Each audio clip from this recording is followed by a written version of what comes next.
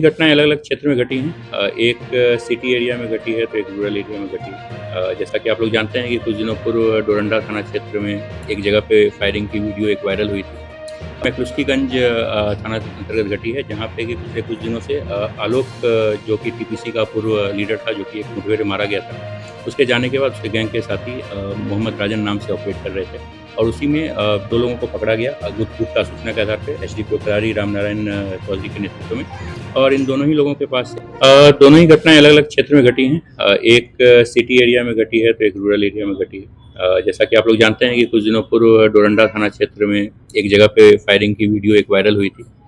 हम लोग उस मैटर में कांड दर्ज करके अनुसंधान कर रहे थे। अनुसंधान के दौरान कुछ हमें लीड्स मिले थे। उस लीड पर हमारी एक टीम गई थी। टीम ने एक व्यक्ति को पकड़ा। पकड़ने पर उसके पास से हथियार बरामद हुआ और उससे पूछताछ करने पर हमें ये पता चला था कि उसके 2 और साथी हैं, जो कि एक और घटना कारित करने की योजना बना रहे हैं। उक्त सूचना पर एसपी सिटी पारसराना के नेतृत्व में एक टीम की गठन की गई थी और इस टीम ने जब वहाँ पर उन्हें अप्रीहेंड करने का प्रयास किया तो उन लोगों ने पुलिस को देखते ही गोली चलाई थी। आत्मरक्षा पुलिस ने फायरिंग की। इसमें एक अपराधकर्मी घायल हुआ है और कुल 3 लोगों की अरेस्टिंग हुई है। ये सभी लोग जो हैं, ये जो आपने सुना है सुजीत सिन्हा के द्वारा संचालित कोयलांचल शांति समिति, इससे बिलोंग करते हैं और इसमें से 2 अपराधकर्मी उस दिन डोरंडा वाली फायरिंग की घटना में उपस्थित थे। दूसरी घटना जो घटी है वो मैक्लुस्कीगंज थाना अंतर्गत घटी है, जहाँ पे कि पिछले कुछ दिनों से आलोक जो कि टीपीसी का पूर्व लीडर था, जो कि एक मुठभेड़ में मारा गया था। उसके जाने के बाद उसके गैंग के साथी मोहम्मद राजन नाम से ऑपरेट कर रहे थे और उसी में 2 लोगों को पकड़ा गया गुप्त सूचना के आधार पे एसडीपीओ करारी रामनारायण चौधरी के नेतृत्व में। और इन दोनों ही लोगों के पास से एक पिस्टल और एक देसी कार्बाइन, ये 2 चीज़ हमें बरामद हुआ था। जब इनके पास से रिकवरी के लिए हम लोग फर्दर जाने लगे तो ये पुलिस हिरासत से भागने का प्रयास किया उन्होंने और पुलिस की हथियार छीनकर इन्होंने फायरिंग का प्रयास किया था। और उक्त जवाबी कार्रवाई में उसमें से भी एक अपराधकर्मी प्रभात राम, उसे पैर में गोली लगी, वो भी घायल है। इन दोनों ही घायल अपराधकर्मियों का इलाज रिम्स में कराया जा रहा है। दोनों ही मैटर को मिलाकर कुल 5 लोगों की गिरफ्तारी हुई है।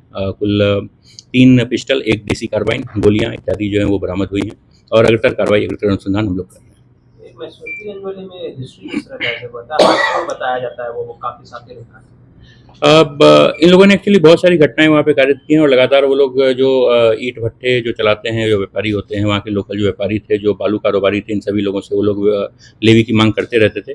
और कुछ ऐसी भी घटनाएं सामने आई हैं जो कि लोगों ने पुलिस को रिपोर्ट नहीं किया, परंतु घटनाएं घटी थी और ये लोग उससे क्षेत्र में काफ़ी एक्टिव हो गए थे। जो मैक्लुस्कीगंज और लातेहार का जो बॉर्डरिंग एरिया है, वहाँ पे लोग काफ़ी एक्टिव थे और मुझे लगता है कि इनकी गिरफ्तारी से जरूर उस क्षेत्र में असर पड़ेगा। सर, दर्शक कराने की कोशिश में जुटे थे ये, क्योंकि अब बरसात का सीजन खत्म हो गया है, कामकाजी इलाके में शुरू होना जी है। हाँ, जी हाँ। सर, डोरंडा में जो गोली चली थी उसका इंटेंशन क्या था गोली चलाने? इंटेंशन किसी भी दहशतगर्द का केवल दहशत फैलाना ही होता है और ये करके ये लोग बेसिकली एक्सटॉर्शन मनी कलेक्ट करना चाहते हैं विभिन्न प्रकार के बिजनेसमैन से। मैं ये आश्वस्त करना चाहता हूँ रांची के और झारखंड के जो भी लोग बिजनेसमैन यहाँ पे काम करते हैं, आप लोगों को किसी से भी डरने की कोई आवश्यकता नहीं है। रांची पुलिस अपना काम पूरी संजीदगी के साथ कर रही है। एसपी रूरल प्रवीण और एसपी सिटी पारस और इनके अंदर की पूरी टीम, ये लोग लगातार लगे हुए हैं ताकि रांची में किस प्रकार के अपराधकर्मी को या किसी क्रिमिनल गैंग को न तो पनपने दिया जाएगा और नहीं उन्हें इस प्रकार की किसी एक्टिविटी को करने दिया जाएगा। सर, ये आज जो मानसरी में जो घटना हुई, जो मुठभेड़ हुई, क्या ये सभी रांची के हैं या फिर बाहर के हैं? नहीं, ये सभी अलग अलग जगह के हैं।